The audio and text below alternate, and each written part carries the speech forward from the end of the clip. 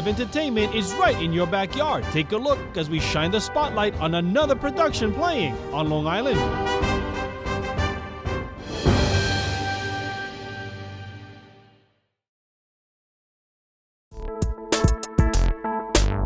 This evening's concert actually is the 25th concert that I've done here. So to date, after this tonight, we will have had 125 different performers in the series. And I basically pick the 5 most talented available people that I can, the most diverse group. We've had many Tony Award winners, many Tony nominees, Drama Desk Award winners, Drama Desk nominees within the mix of the series. And it's just nice to be able to just expose the audience to a variety of performing styles, performance energies, old favorites, new works, composers they may love, composers they may not be familiar with, and just sort of mix them together in a big stew and create like a big buffet so that by the time everybody in the audience can pick their own personal favorite that appeals to them and have a completely satisfying evening. Stylistically, we have everything from R&B to disco to old school Broadway like West Side Story to more contemporary Broadway like Next to Normal. It's a real celebration of Broadway and all the influences that make contemporary Broadway so exciting right now.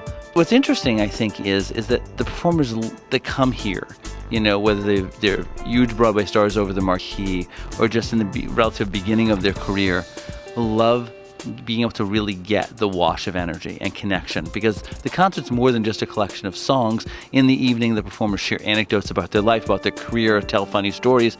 And so by the time the evening is over, the audience has gotten to know the performers a bit, and in the same way, the performers get to know the audience a little bit. There were 4 of us going up with part of Gaston.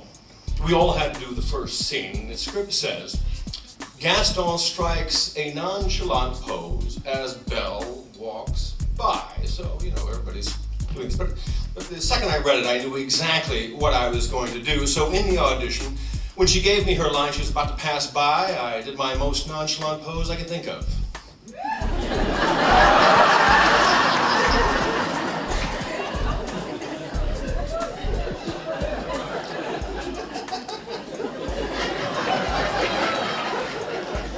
Four years of classical training, only to get my biggest job by doing that cheap trick.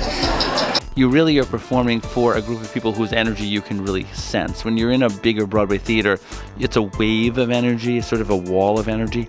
And here, it's much more individualized. You know, you can really connect with the audience, and it gives them a chance to really hone and mine a part of themselves they don't necessarily get to. You know, in a Broadway house, you have to play everything so much bigger, and sometimes subtlety is lost. And here, they can afford to be really intimate and really give the audience a glimpse into who they really are, and do some things that are subtle and clever and witty and touching and emotional and pure and unique.